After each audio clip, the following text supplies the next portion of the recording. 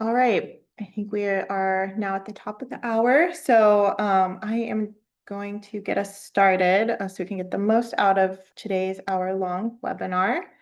Well, everyone, thank you so much for joining today. My name is Jessica Diaz, and I am the Events Manager in the Center for Partnerships and Innovation here at the National Association of Regulatory Utility Commissioners, or NARUC for short. And it's my pleasure to welcome you to today's webinar on regulatory sandboxes. Before we get started with the content of our webinar today, I'm just going to take a few quick minutes to give some background about NARUC, as well as the Center for Partnerships and Innovation for anyone who may not be as familiar with us, since this is an open to the public webinar. So starting off with a little bit of background about NARUC. Since 1889, NARUC has represented state public service commissions across the United States, including the territories, all working to regulate essential services like energy, water, telecom, transportation, and power, all with the public interest in mind. And a key part of NARUC's mission is carried out by a department within NARUC called the Center for Partnerships and Innovation, which, as I mentioned, is where I work and where this webinar is put out from. And it is abbreviated as CPI. CPI builds relationships, develops resources, and delivers trainings to help state commissions navigate today's complex and rapidly evolving energy landscape. The webinar today, this one is an example of our work and one of the many, many resources that we provide for our members. The Center for Partnerships and Innovation is funded through partnerships with the U.S. Department of Energy, as well as the National Institute of Standards and Technology. And I would just like to take a moment to thank them for their support in this webinar and all of the things that resources we put out in the CPI department. And last, I want to give just a brief overview of some of our upcoming events within the CPI department. I will just leave this up here for a second. The only one I will take time to call out at this moment is the next innovation webinar. So the next webinar in this series that you have joined today. It will take place on September 25th from 2 to 3 p.m. Eastern, and it will be on AI. So AI for regulators. It should be really interesting, and either myself or my colleague, Danielle Sass-Burnett, will drop the registration link for that into the chat. But if you have any questions on any of these upcoming events, please feel free to reach out to me or check out the NARUC website. I believe the link was dropped in the chat. All right, and we will get into the content of our webinar for today. So today, we have the fortune of having Commissioner Eric Helland of the Iowa Utility Commission here to moderate our webinar. Commissioner Helland began his term with the commission in May 2023, and it runs through 2029. He actually held the role of commission chair until earlier this year. He is a very active member within the NARUC committee, serving on many of the NARUC community, serving on many committees, as well as being so willing to speak in person as well as virtual events like today's. So thank you so much, Commissioner Helland, for your great involvement within NARUC. And with that, I will go ahead and turn the floor over to you to get our speakers going. Yeah, thank you, Jessica. I appreciate that. I don't know about active as much as I just don't say no, perhaps ever, even when maybe I should. But I do want to thank Jessica, Danielle, and the rest of our NARUC colleagues. Appreciate not just putting on this webinar, but all of the work you do in helping put forth useful information and subject matter experts like we have with us today. It really is an invaluable resource. So I appreciate all that you do. One of the things that I prided myself in before coming to the commission was being an entrepreneur myself. And so while sometimes I do chafe at the rigidity of government and maybe even the sector, I do think it's a really great opportunity for us today to talk about what this looks like going forward in terms of where we are and where we need to go. I think everyone understands the reality is our electric systems today are facing unprecedented challenges, but those challenges also represent opportunities. Demand growth is something that we have never seen. Our infrastructure is aging, but we also need to be cognizant of affordability and reliability. And anytime any other industry sees these kinds of challenges coming to the forefront, you really see innovation leading in creating opportunities to not just solve those solutions, but perhaps find ways to grow and find even better ways for us to lead within this industry. Traditionally, the regulatory process isn't always a driver of innovation. It can be quite rigid. It's very capital intensive. We are very risk adverse as an industry, and we are highly regulated. And what this leads to is a current situation or a current structure where we have very divergent interests, whether you be a utility, a commissioner, an upstart entrepreneur, a venture capitalist, traditional capital. All of us have a slightly different perspective and a slightly different role within this structure and a different priority and different responsibilities. And so we need to take opportunities like this to start discussing what does this look like and how do we start solving those problems. We're going to hear from a great set of panelists today. We're going to start off with Grace Relf from Lawrence Berkeley National Laboratory to give us kind of a broad overview of what those challenges are and how sandboxes can be so helpful in creating an environment that allows a collaborative approach and allows those different interests to kind of come together and find ways that they can overlap and maybe work together rather than fight one another. And then we're also going to hear from a couple of jurisdictions that have already put some of these practices in place. Julia Dumaine from the Connecticut Public Utility Authority. I think I got that right. If I didn't, Julia can correct me on that. And then we've got Commissioner Riley Allen from Vermont as well. So Vermont and Connecticut have kind of led the way and provided a template and some lessons learned for us. And so we look forward to hearing from all of them. I want to thank all of the participants, whether it be morning or afternoon for you. Danielle informed us at the beginning that this is the largest registration ever for a NARUC online webinar. So I appreciate everyone jumping on and participating today. And but I'm also not delusional enough to think that they came to listen to me drone on. So I want to move into the content of our webinar as quickly as we can. And so with that, I want to kick this over. We're going to start with Grace, and then we will move to Julia and finally Commissioner Allen. So with that, Grace, thank you. And why don't you kick us off and provide a short introduction about what you're doing and what got you here in the first place. Thank you, Grace. Great. Thank you so much for that introduction, Commissioner, and thank you all for joining us this morning.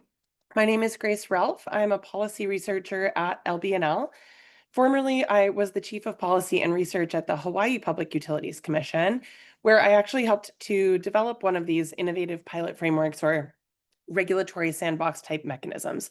So similar to Commissioner Helland, I recognize that the need for transformation in the utility sector, and I'm excited about this as an opportunity to promote innovation in our sector. Go to the next slide. My presentation today is intended to provide you all with background information on our research on regulatory sandboxes, what they are, why they're important and useful, and how they can promote innovation at utilities. And then our state experts will really dive in deep on their experiences on the ground. You can go next slide and one more. So Commissioner Helen teed up a lot of this, but we were motivated to do this research because of the many increasing demands facing utility systems right now, and the need for utilities to innovate and adopt new technologies. We know that regulatory change does not always keep pace with technological change. And so regulatory sandboxes can be a tool to help bridge that gap and help utilities test and scale new advanced grid technologies. Next slide. Prior research has found that technologies that exist today could increase transmission and distribution capacity at a lower cost than like-for-like replacements, and also be adopted and scaled quite quickly within even the next 5 years. So recognizing this significant opportunity and with the support of the Department of Energy's Office of Electricity, we published a detailed report on Regulatory Sandbox, a tool to help kind of bridge this gap. It's available now at the link here, and we're working on putting together a toolkit as well to help states that are looking to set up a regulatory sandbox or similar mechanism. So definitely encourage you to check that out. Next slide. The research was pretty extensive. We did a literature review, a review of regulatory proceedings and web pages, as well as desk research, and then conducted a number of interviews to help us and identify what sandboxes are out there, what are the best practices that are emerging, and what have folks experienced on the ground with these. Next slide, you can go forward. So to level set, what is a regulatory sandbox? A regulatory sandbox is a mechanism that modifies rules or regulations to allow experimentation and help scale solutions more quickly. One example, Julia will give much more detail on this, but Connecticut has established the Innovative Energy Solutions Sandbox mechanism. They use a 4-phase cycle to identify, test, and scale innovative ideas. And really the key here to something being a regulatory sandbox, including the IES program, is that there are unique aspects of the program's design that creates more flexibility around outside of traditional regulatory processes and review. For example, you might use an advisory council to help select projects. The Connecticut program allows non-utilities to participate. There's a strong focus on scaling, or you might have an expedited or even no commission review at all. Next slide. Through our research, we found that not all sandboxes are built alike, and they can be structured in different ways. We group those into these 4 common types you see here. The first are funding mechanisms, which carve out a pool of funding for innovative projects. And these sort of act like a grant mechanism where projects are awarded funding if they meet selection or eligibility criteria. Pilot processes are fairly common, and we see that these are ways to modify how utilities have typically run pilots and kind of overcome some of those challenges we might traditionally see with utility pilot programs. For example, multiple states have expedited pilot review, where projects are limited to 90 or even 45-day review periods, which in the regulatory world is lightning speed. In some cases, utility commissions we found have used rate cases or rulemakings to advance innovation and establish a sandbox mechanism, such as through a multi-year rate plan. And then finally, a more focused regulatory sandbox would include some other specific derogation, like modification, also called a derogation to rules or regulations. And these often focus more on testing new regulatory regimes to promote innovation rather than on testing specific technologies or programs. Next slide. Through our research, we found 15 examples of sandbox-type mechanisms. 12 of these that you see on the map are adopted and still in effect today. And I just think it's interesting. There's a really nice mix of types of sandboxes across the US and a good geographic diversity using them as well. Next slide. So I just wanted to provide a couple of examples a little bit more deeply on some of those that we identified. The Connecticut IES program, I think, is a really strong example of a sandbox. And I know Julia is going to get into this, but they allow utilities, innovators, and collaborative partnerships between those utilities and innovators to propose new programs and technology trials. And they use thematic calls for proposals, and then an innovation advisory council helps to select a group of projects that ultimately gets approved by the regulatory authority. As part of the New York Reforming the Energy Vision initiative, they had explicit focus on innovation through innovation sprints and demonstration projects. And those demos were intended or are intended to trial new revenue models and partnerships to help build value for customers and scale those quickly. And in Hawaii, we developed the innovative pilot framework as part of our performance-based regulation framework. This sort of recognized that the PBR, the performance-based regulation framework, has pretty substantial cost control measures that have the potential to limit innovation. So this framework carves out funding for innovative projects and provides expedited review. Next slide. There are a number of, thank you. There are a number of great examples from sandboxes abroad, and these have really served as the foundation for what we've developed here in the US. So this slide shows sandboxes in the UK, Ontario, and Singapore. These, similarly to the US programs, test innovative technologies and programs, but I think what's unique about these is they all place a particular emphasis on going beyond just demonstrating technical feasibility, and they really test new regulatory models and how to overcome regulatory barriers. Next slide. So individual projects, programs, technologies, or business models are tested through these sandboxes. So there's kind of the sandbox mechanism, and then individual projects, trials, or pilots go through them. So I just wanted to provide a few examples of what those can look like. Next slide. In Michigan, Consumers Energy is piloting a program that undergrounds low voltage distribution lines. And with this program, they're hoping to prove out the cost and reliability impacts of doing this, particularly compared to other reliability and resilience efforts, so they can effectively target their investments going forward. I think undergrounding is a really important topic in our industry right now, and could be interesting to see how this goes. Next slide. Another example, particularly related to advanced transmission and distribution technologies, comes from California, where Pacific Gas and Electric successfully deployed storage on the distribution system to provide autonomous peak shaving services. And through this pilot, they successfully avoided the need to upgrade their transmission equipment and had pretty significant cost savings. They found that one 30-megawatt storage solution could provide up to $15 million in cost savings from avoided transmission. Next slide. And you can actually go one more. So I'll just provide a brief wrap up here. Through our research, we were able to catalog the types of mechanisms and identify some emerging best practices for designing and implementing them. Importantly, the folks that are involved with these mechanisms that we interviewed really felt like they've been successful for many reasons, a few of which are shown on this slide. But beyond just testing and proving out new technologies, the folks that we chatted with really emphasize that sandboxes help to create a culture of learning and that they can have spillover innovation effects within organizations and also more broadly. There are a few areas where sandbox design and implementation can be improved. For example, I think a stronger focus on how projects will get to scale is kind of still an area that we're seeing development and might need a little bit more attention going forward. Next slide. So we just identified a few best emerging practices to help address some of those challenges and help folks who want to set up a sandbox think about how to do so best.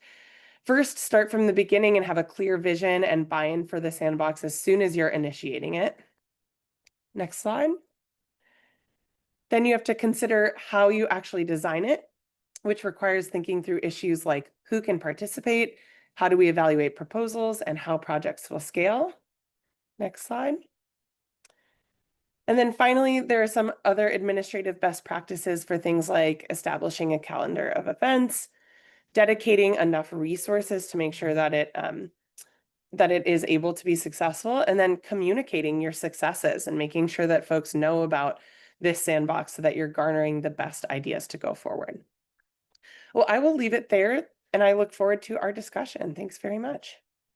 Thank you, Grace. And I believe Danielle may have dropped the link into your report that was released by Lawrence Berkeley. I think you authored from Lawrence Berkeley in June of 2025. It is a fantastic report. I encourage all of our attendees to download that and take a read. So Julia from Connecticut's Public Utility Regulatory Authority, did I get it right?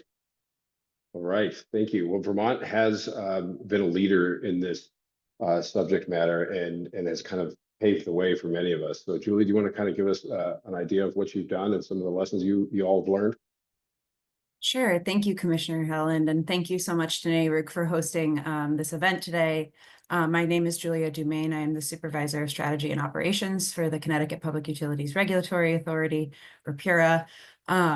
And I really am just excited to have this opportunity to share and highlight the work of Connecticut in this field. So you can go to the next slide. I'm going to be talking about our Innovative Energy Solutions program, as mentioned. So just for a little bit of background, sort of how we got here today. In October of 2019, PURA issued an interim decision outlining a framework to achieve what we're calling our equitable modern grid. And this really coalesces around 4 key objectives, which is to support the growth of Connecticut's green economy, enable a cost-effective transition to decarbonization, and enhance customer access to resilient, reliable, and secure services. And then last, advance the ongoing affordability and equity dialogue in Connecticut and delivering benefits to underserved communities in particular. You can go to the next slide. As a result of this framework, PURA launched phase 2 of our Equitable Modern Grid framework, and identified 11 key subtopics that we believed were going to be necessary in order to accomplish those 4 objectives. These range anywhere from new energy affordability programs and processes, how to deploy battery storage, zero emission vehicle charging, conducting distributed energy resource analysis, reliability and resilience standards. But we also recognized that while we thought this list was comprehensive, that there were always going to be new and emerging technologies that we were not aware of, that we could not anticipate, but that we wanted to be able to capture the benefits of as they become available. And as Commissioner Helland mentioned in his opening remarks, this the utility regulatory sector is traditionally more risk averse due to the nature of cost recovery and how to get innovative pilots approved. And then the actual process of implementing a pilot can be very difficult. It can face a lot of obstacles, and projects can end up sort of languishing in pilot land forever sometimes. And so we really wanted to make sure that we figured out a process to identify new emerging technologies that would benefit the grid, ratepayers, and Connecticut as a whole, while reducing risk to ratepayers, to the utilities, and maximizing benefits. And then also, making sure that we're able to scale these technologies if they are deemed to be successful. So you can go to the next slide. So as a result of that, we had a reopener docket, we call them, to investigate the idea of a regulatory sandbox specifically. And as a result of that proceeding, the authority approved in March of 2022 the IES program. And so I'll just give a brief highlight kind of the core tenets of this.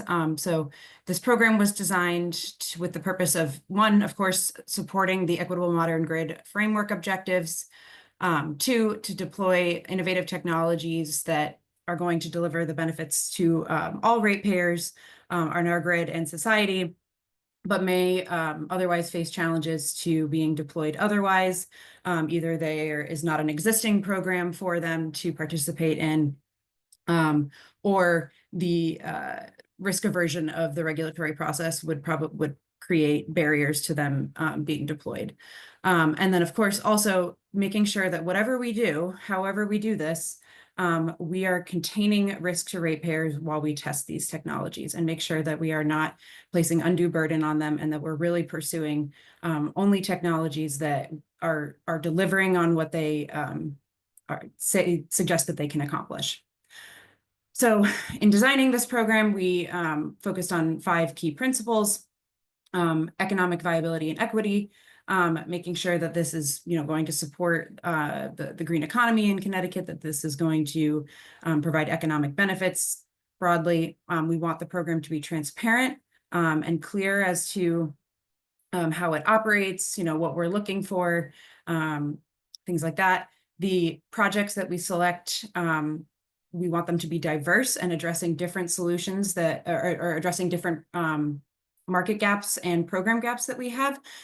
So they cannot, already be eligible for something that we have a program for in Connecticut, or incentives for, or some kind of policy to support. So this really needs to make sure that we're only investing in things that are new and emerging and innovative. The projects need to be scalable. So I think that's an important thing to mention between the emerging factor and scalable, is that, we're not here testing, we're not an R&D program. We're not investing in, really early stage technologies. We're looking for things that are ready to be demonstrated, and then, following a successful demonstration period, would be able to be moved to scale so that we could maximize the benefits to ratepayers. And then last, continuous learning. So even in projects that maybe are not as successful as we would want them to be, making sure that we're continuously learning and gleaning important lessons and information to refine future programs and policies is essential. So I'll go over the annual solicitation structure in a couple slides, but broadly, we have an annual program budget of $25 million with a per project cap of $5 million. We conduct the process in 4 phases, which I will go over shortly. But the first 2 phases are really overseen by a council comprised of 9 different entities in Connecticut, largely different state agencies, our 2 utilities, and then a nonprofit organization. But the last 2 phases are overseen by the authority, who is responsible for approving funding. And then, as Grace mentioned, we have multiple pathways for participation. When we're looking at projects, again, these are the project criteria that correspond to the design principles.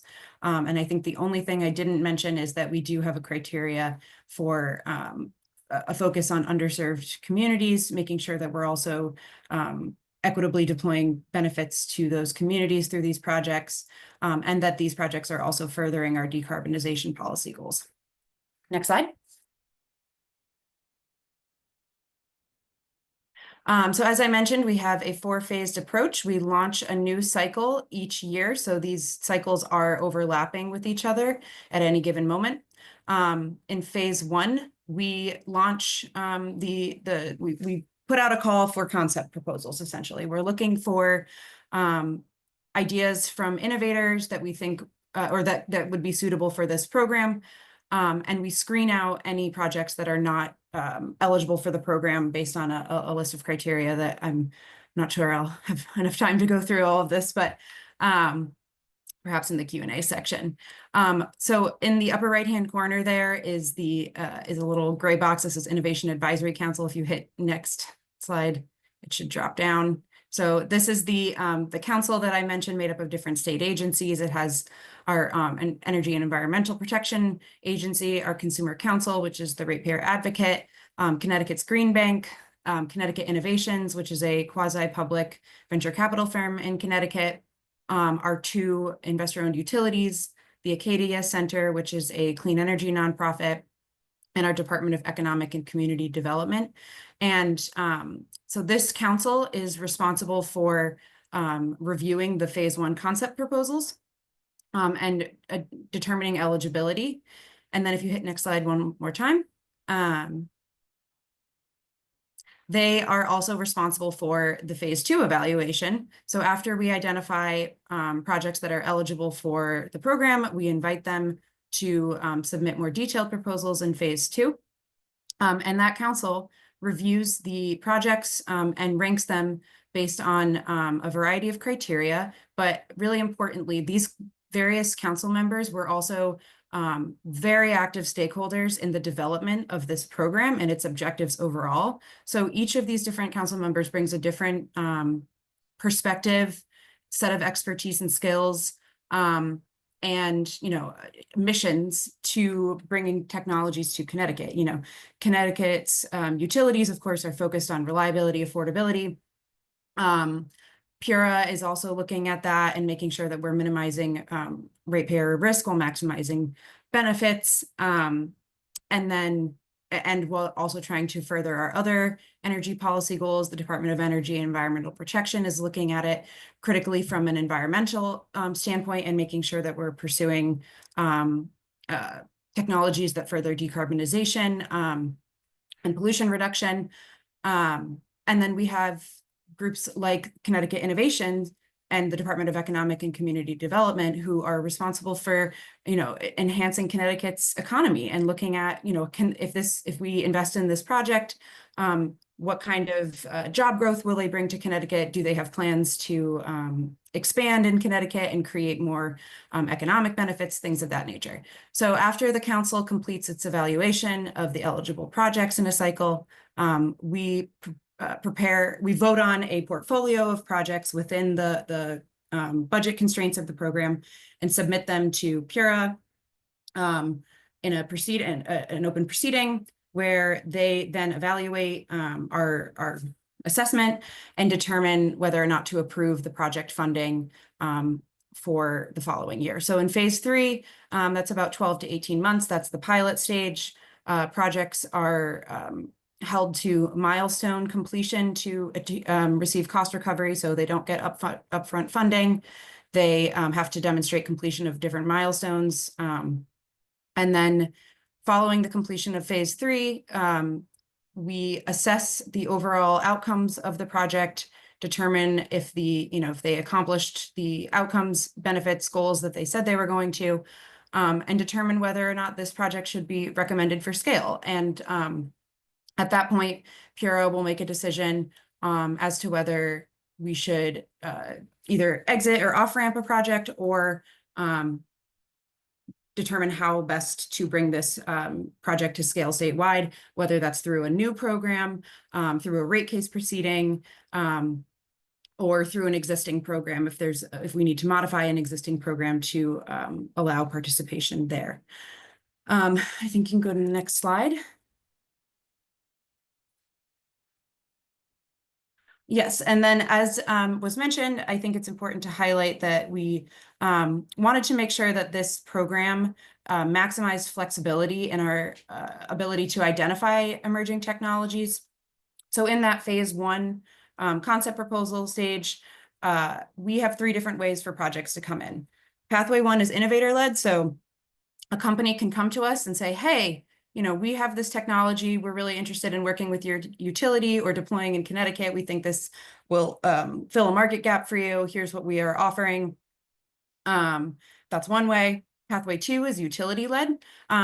This most literally was meant for innovative rate designs or other types of programs from the utility, but sometimes the utility might also be the one to bring us a Pathway 3 partnership, which is as stated, a partnership between an innovator and the utility. If they have an idea and they have a company they want to work with in mind, and they want to bring a project forward, they can do that. Alternatively, an innovator can come forward and similarly say, hey, we have this solution. We need to work directly with the utility and access its infrastructure or data in order to deliver the benefits, but we think partnering with them, we can really demonstrate strong overall value to ratepayers, to Connecticut's grid, and we can evaluate that from there. So we have these different pathways in order to kind of expand the scope and diversity of projects that we're looking at, as opposed to different models, which are, as Commissioner Allen will demonstrate later, where the utility is the primary driver of innovative projects. So this is just a different approach than other traditional models. All right, next slide, and I think I'm almost done here. These are the criteria that we use for our evaluation, but I can discuss these more later. I am definitely over time here. Apologies. Julia, do you want 1-2 sentences to wrap that up? This isn't the Academy Awards. We're not going to like start playing some music to get you off stage. Okay, thank you. Yeah, sure. I mean, the project, this is pretty similar to what I discussed in the beginning, but in the difference between phase 1 and phase 2, we're really looking for a filter on eligibility. The projects, need to avoid EDC competitive advantage. They need to avoid unreasonable ratepayer impacts. They need to not be countering our decarbonization goals.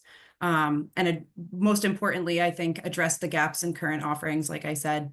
And then in phase 2, we're really drilling down on the costs and benefits that they're proposing, and then also how they actually plan to deploy their technology and what their metrics they're going to measure on and the milestones they plan to proceed with.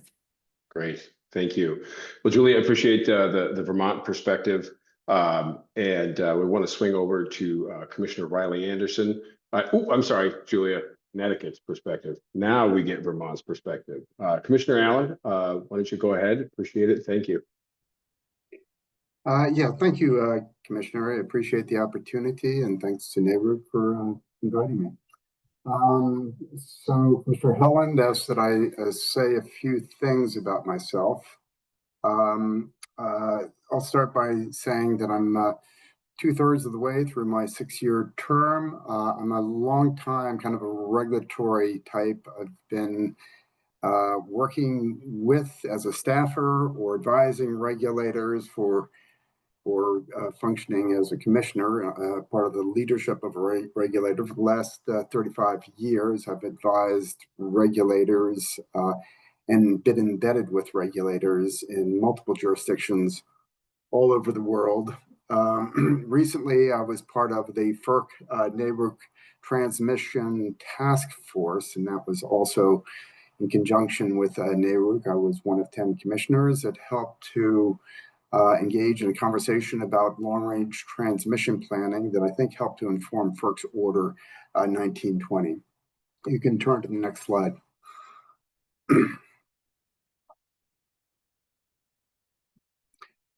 Thank you. So I don't expect anyone to be able to kind of read the small print here on this, but this is a representation of essentially the roughly 40 or so innovative pilots that have taken place in Vermont since 2017.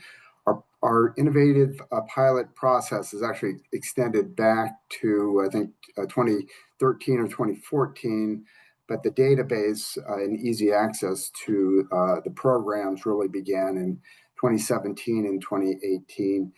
And the intent of this slide is fundamentally to show the rich kind of diversity of innovative pilots that have taken place. The different colors show kind of broad areas where we have had engagement. Some of those innovative pilots had led to actual programs or tariffed, and I've provided a bold circle around those pilots. Others have essentially taken place and come to their end, help to inform other pilots, but have generally not had any future in them, and were just part of the learning process. I did want to mention kind of some of the broad categories that come to mind with the innovative pilots that have taken place in Vermont. We've had a lot of battery storage proposals come forward, some of those in conjunction with low-income programs, some of those as part of resilience pilots. Load flexibility is a persistent theme. Almost all of our pilots seem to have a grid element. There is some kind of contribution to the grid in some way. Usually that's providing some measure of flexibility. There is load financing. There is on-bill financing, low income assistance, distributed generation, cold climate heat pumps, frequency regulation, EV charging, commercial and industrial load flexibility, electric water heaters, and we have programs that are just focused on the local distribution grid, sometimes just the local transformer outside the household, how loads can be managed fundamentally to help reduce and stress the local distribution system. I think that's all that I needed to call out on this slide. I will say that about 20 to 30% of the slides or of the innovative pilots have led to some level of permanence. So with that, I'll move to the next slide. So this slide is intended to show, and this is kind of a snapshot as of February of 2025. At that point, we had 27 innovative pilots that had taken place, and this is intended to show how these pilots have kind of unfolded over time. As I indicated, something in the neighborhood of 20 to 30% of them turn into something that has a longer term future. The 6 bars, colored bars, they represent separate pilots, and the case numbers and the name of the pilot is there, shown in blue above each. And I've provided some materials or reference links to help you to kind of look these up if you'd like to. But it just shows you that out of the 27, there have been at least 7 so far that have unfolded and become achieve some level of permanence in the form of a tariff or a program. There are 7 or were 7 that were still kind of languishing, if you will, in kind of a middle ground. Wasn't clear whether they were going to find their way forward. Wasn't clear whether there would be additional grant monies that would be coming forward to help enable them to hang around. But that's basically the progression. And just to call out something that Julie alluded to earlier, the Vermont process is very different than the Connecticut process. I'd say the Connecticut process is one that at least I interpret as being very focused on the regulator as kind of the organizer of the process and the administrator of the programs in collaboration with their Innovation Advisory Council. None of that really exists in the Vermont situation. We do have regulatory oversight. We do engage with the utilities, and there are certain parameters that are set up, but it's set up, in the context of a PBR framework or a multi-year rate plan. There are kind of constraints on the financial end. There are reporting requirements. There's a time frame that is set for the pilots. It's a 18-month. Each one of those pilots is an 18-month pilot. As you look at these bars, what you see are those red lines, and it shows, roughly the time frame, the 18-month time frame that was associated with each of these pilots that actually led to a tariff or a program. You'll see a little kind of star at the end of those triangles. Those are intended to represent the fact that it is actually tariffed. But the point I just wanted to call out is the process that we have in Vermont, I'd say, is very much, it originated with utilities and has unfolded without kind of a close supervision by the utility, other than we do intervene to ask questions as they are presented. There is a 45-day notice requirement. The notice requirement requires the utility to spell out its objectives and what it hopes to achieve.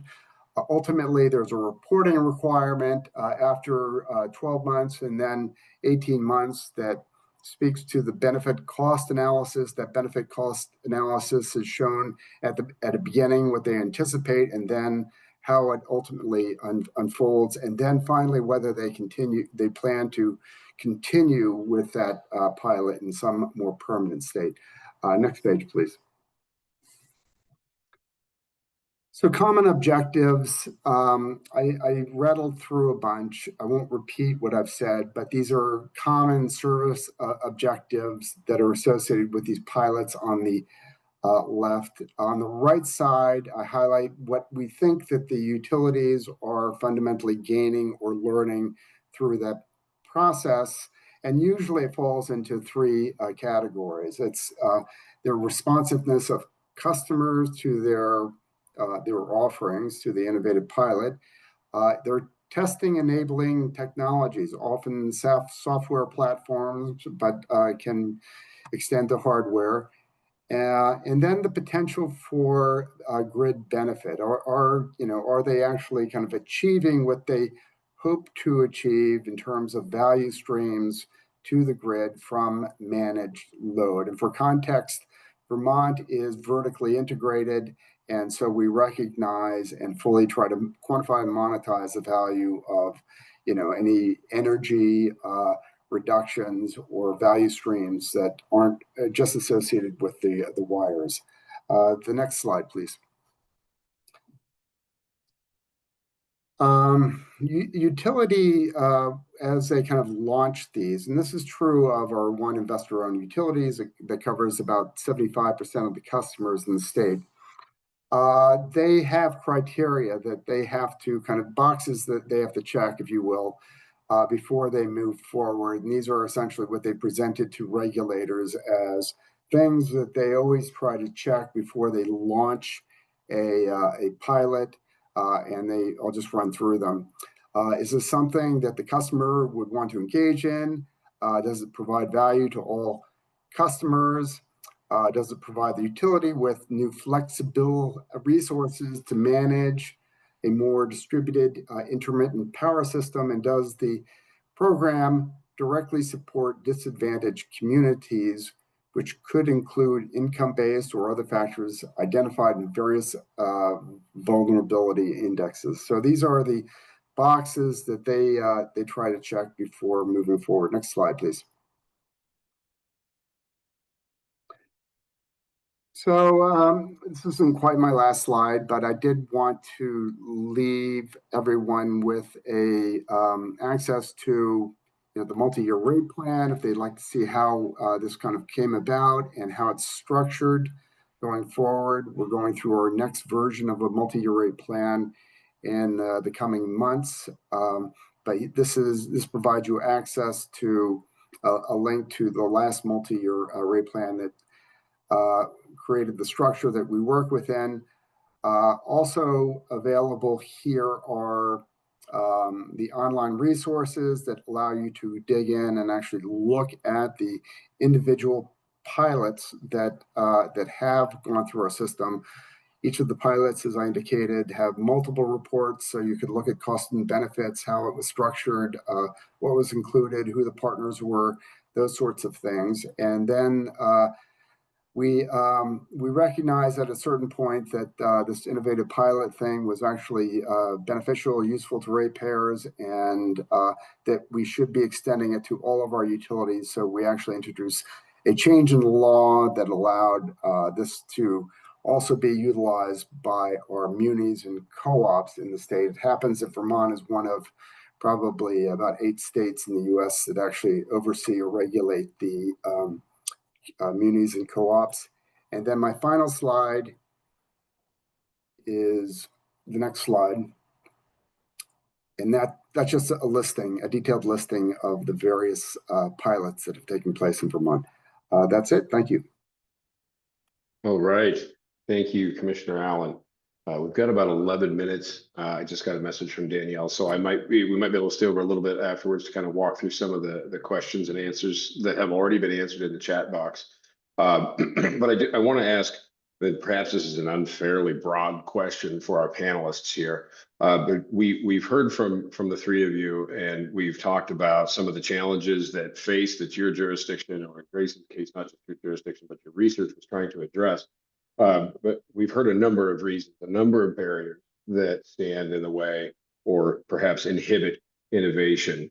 And as our attendees go out and start exploring whether or not they want to explore sandboxes, is there a prioritization in those barriers to innovation that they need to keep in the back of their mind? Is it jurisdiction specific? And I guess the bigger question is this, like so many other areas of regulatory law or regulatory practice in theory, where if you poke one side of the spider web, the other side starts to move? And so if you're designing a sandbox, what is that prioritization? How do you prioritize that? And who needs to lead it? The regulator, the utility, universities, research? How do we start, and what do we need to keep in mind as a framework? In 2 minutes or less. Go, and let's start with Grace, and then and then Julia, and then Commissioner Allen. Yeah, thank you for the question. I think it's a great question. And in terms of prioritizing, like what you want to, like what regulations you might want to modify, or which barriers you're overcoming, I think it's important to do an assessment of what are the major barriers to innovation in your particular jurisdiction. Ask around, ask the utilities, ask stakeholders, have discussions amongst working groups about what is holding them back from innovation. That way you can determine what are the best modifications or rules that we need to examine in order to promote innovation. Sometimes a sandbox might not be the tool that you need in a particular case. In some senses, you might be able to directly modify a rule or regulation without having to test it first, or use different innovation tools as well, like performance-based regulation, or doing more basic research and development in partnership with other organizations, those kinds of things. So just thinking holistically about what you're trying to address and what the best tool is to do that. Thank you. Thank you for this question. So in Connecticut, it's no secret that we have some of the highest electric rates in the nation. And so the natural outcome of that is that there's very active participation, scrutiny, and conversation around what investments are being made in Connecticut, and making sure that we are, doing so as prudently as possible. But we also have a lot of really progressive policy goals around clean energy and the environment, reliability, resilience, things like that. So identifying solutions that have upfront buy-in from the stakeholders that would be involved in, really evaluating these investments has been a really great solution for us through the creation of this council. There were some questions about this in the Q&A box, but having a council with this really diverse set of perspectives, missions, and skill sets has allowed us to really carefully select projects that will maximize the various outcomes that we're looking for. But I can recognize that might be challenging in other states. Connecticut is very small. Our energy sector is a tightly knit community that has a lot of active participation. But that has been, I think, a major component for us. I will say it is also a barrier. Having the administrative bandwidth to manage a council and the program and the participants all through an active proceeding is challenging and does require, significant resources being dedicated to that at the same time. So thank you. In Vermont, yeah, thank you. In Vermont, this, as I indicated, the whole innovative pilot or sandbox process was really led by utilities, and what they were asking for was some measure of regulatory forbearance. And the innovative pilot process is a streamlined process to essentially trialing and testing waters and moving forward from there. It's very different than the programmatic or tariffing review that they would receive in the alternative. Thank you. That's a great segue. There's a certain amount of irony that a group of government employees is speaking about driving innovation, because our sector isn't particularly notorious for moving quickly or adopting innovation. But from a commission perspective, how do we balance risk? I mean, we've all mentioned multiple times that utilities are risk adverse, but we should probably acknowledge that part of the reason they are risk adverse is that they have the likes of us crawling all up in their business all the time. And so when commissions need to explore these and want to explore sandboxes, how do they balance risk, and how do we grade ourselves or perhaps check ourselves in terms of where we are in terms of creating that innovation? In Vermont, I'll just say that most of these are not big bets. These are, small incremental things that we can, look at and analyze in relatively bite-sized, time-limited bits. We do create some, some guardrails, and some of those are financial and investment related. So that provides some measure of risk containment for ratepayers. Yeah, in Connecticut, at each stage of a program cycle, we have these off ramps built in to exit projects that are not either good fits for the program, do not perform the way that we had been led to believe, or just ultimately are not going to provide the level of benefits that we're looking for at scale. So at each stage, we have a structure in place to off-ramp them to sort of mitigate any unnecessary risk for ratepayers. I believe I briefly touched on this too, that we do not do upfront funding. The award is broken up into milestones set by the agreed to between the awardees and the program administration team, where they have to accomplish each milestone in order to receive the reciprocal funding amount. So we do that. And then also having a constrained funding amount each year allows us to keep that guardrail in place too. Importantly, similarly to Vermont, even though we have a $5 million budget per project, we've never gotten close to that. Projects have been encouraged and coached in, your submission scope and scale should be reflective of what is actually needed to successfully demonstrate, with statistical significance, the benefits of your project. If you're coming to us with a $5 million proposal, it better be very clear as to why you need to maximize that funding request. Thank you. And Grace? I mean, I think these, our panelists have covered it really well, but I'll just mention, I think, governance and oversight is also helpful. Just having some processes in place to periodically review evaluation reports to assess the program and the sandbox overall at different points, it can be helpful as well. So just, as regulators, it is our job to provide that oversight. And while we're trying to kind of limit that in this sense and provide more flexibility, it's still important in order to protect ratepayers. Okay, thank you. And then one super fast lightning question. We're going to switch over to the Q&A section where I think Grace has already answered a few of these questions. For all of your various jurisdictions, can you just give us the very quick lesson learned? I wish I knew that at the beginning. And go ahead, let's start with Grace and then Julia and then Commissioner Allen. Ooh, great question. I think having a particular focus on scaling is really important here, and our panelists have mentioned it multiple times. But what I'm seeing in this research is that only a couple of jurisdictions are really doing a great job. I think Vermont is a real leader in scaling things to tariffed offerings.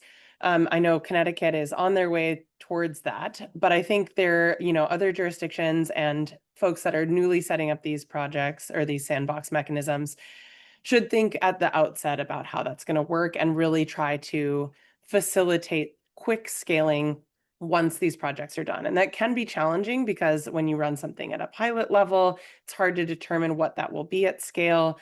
once you've selected a single source vendor for a pilot, are you able to then use that same vendor at scale? So there are these questions that I think are important to think through, but focus on scaling at the outset, I think is critical.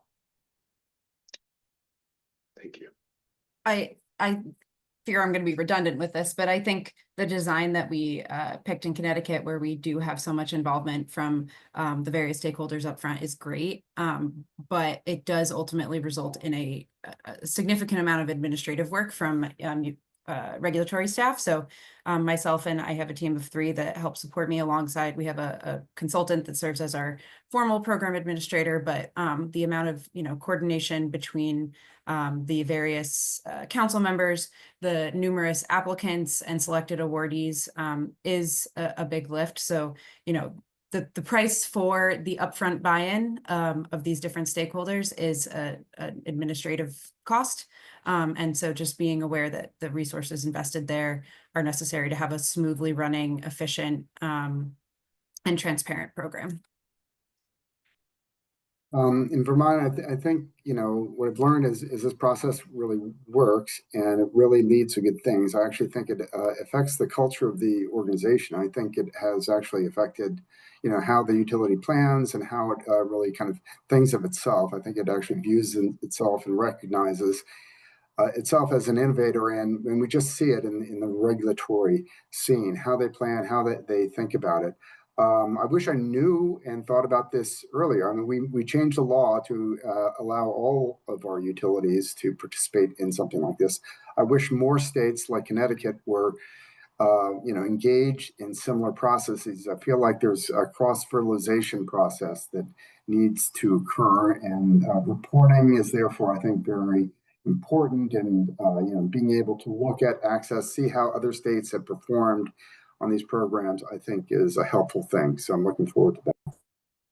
Yeah, I think it's a great point, Commissioner Allen. I mean, so much of this, we talk about access to capital, speed, the regulatory structure, and some of it is just pure culture, and having a stakeholder lead and make it okay to start thinking outside the box is critical.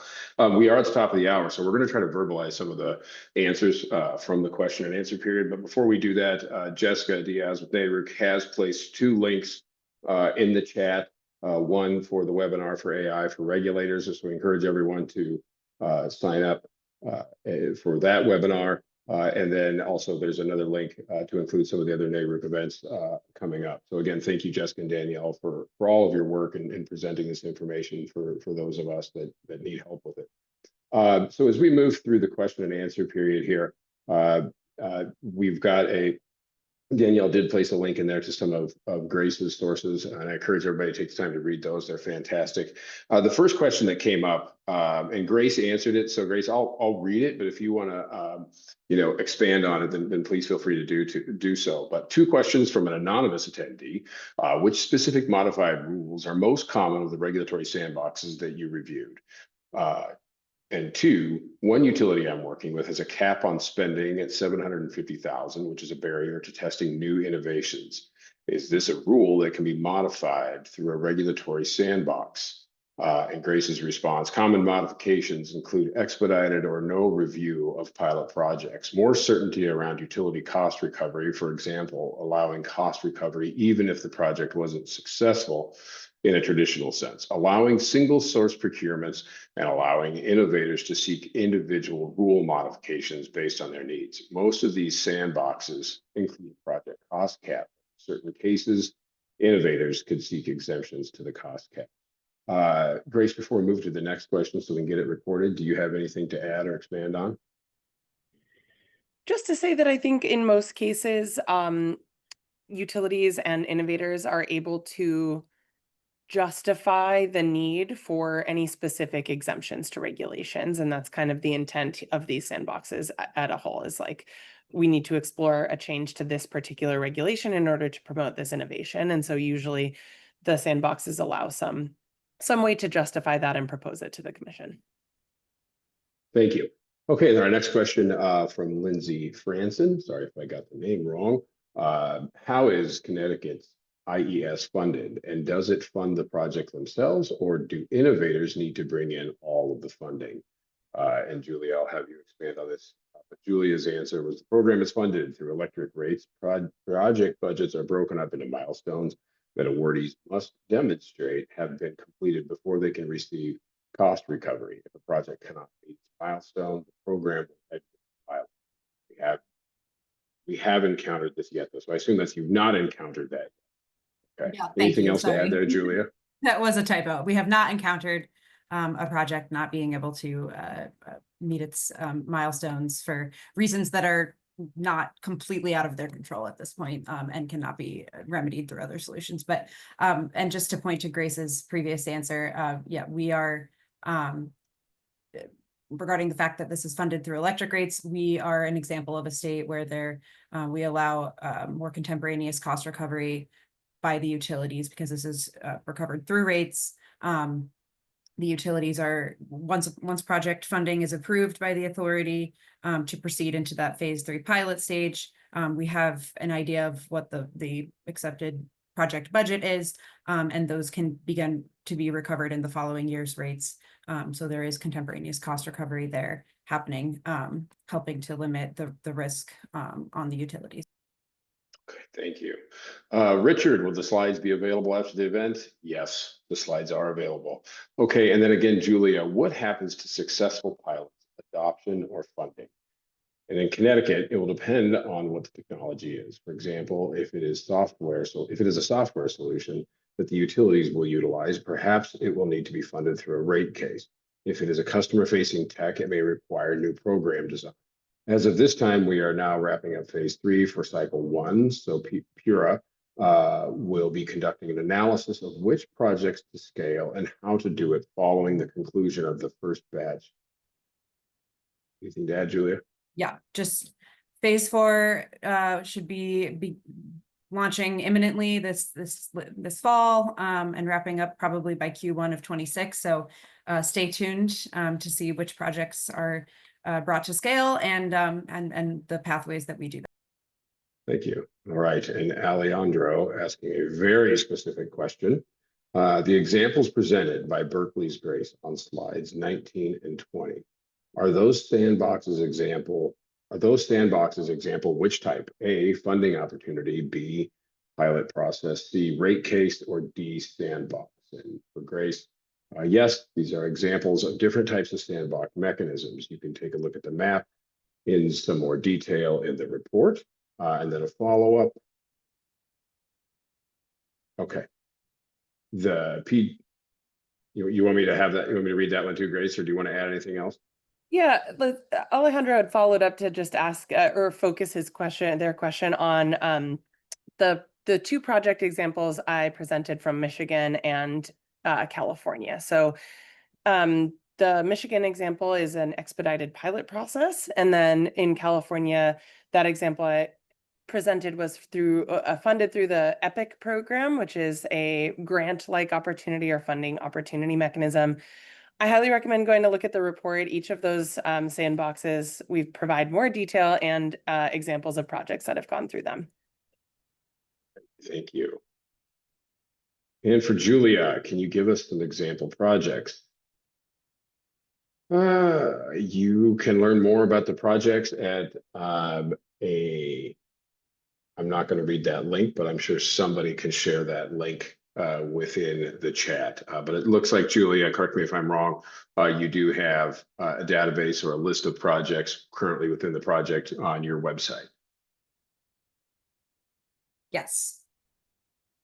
All right. And in terms of partnership for developing regulatory sandboxes, is there a role for universities? From Grace, this is a great question. Academic institutions can be involved in different ways depending on the sandbox structure. They could be participants in advisory councils or working groups, support individual projects if third parties are allowed to participate, or partner with the utilities and can help support more basic research that builds a broader ecosystem of innovation within the jurisdiction. Anything else, Grace? Is that good? Just we touched on, building a culture of innovation and how important that is. And I think that goes beyond just utilities. And there are ways that other institutions, academic or otherwise, can be supportive as well. Okay, thank you. And our final question from my colleague, Stacy Paradis in Illinois. Curious on the Innovation Council. What was the process to decide what advocates would be included? Was the entire sandbox approved in legislation? And Julia answered, the council was established through the original proceeding that authorized the IES program, and then another open document link there that I'm assuming somebody will share. And finally, the council members were largely very active stakeholders in that proceeding and were identified for their unique contribution in Connecticut's energy sector. There was not legislation requiring their participation, but we have had a great participation from all parties since then, demonstrating how this program helps further all council members, organizations, and missions. Julia, anything else to add on that one? Only that I may have misunderstood her question a little bit, that the advocates that are on the council serve a durational seat role in the council. So we have 2 seats that are open for 2-year rotations. They're nominated by the permanent council member organizations, and then we vote on them, of course, with their, active willingness to be on the council too. So the Acadia Center had initially indicated interest to be on the council, and so they were nominated and added. And actually, the Department of Economic and Community Development is a non-permanent council member right now, but previously we've also had representation from Yale University, UConn, so academia in general as well. Great, thank you. Okay, so we are now 11 minutes over. That wraps up all of the questions that were in the question and answer. Thank you, Commissioner Allen, Julia, and Grace, not just for today's presentation, but for your work leading on the issue. I hope some of our participants can take that and engage what we've learned today. And so with that, I'm going to swing it back to Jessica Diaz and our NARUC crew, and once again, thank them for all that they do. But thank you to all the participants for coming in and sticking around. So, thank you. Yes, I echo Commissioner Helen's thanks to all of our speakers today. Thank you all for taking the time to prepare such great presentations and join us today. And also to everyone who attended, thank you so much. I know we ran a little bit over, but it's so great that we had probably a little over 100 people who joined us well past the top of the hour. So thank you all for your participation with really great questions. And just to reiterate, we will be posting the recording on the NARUC YouTube channel, and it will be linked on the Innovation Webinar webpage, as well as the slides from our speakers today. And I will send those to everyone who registered in an email. So thank you so much.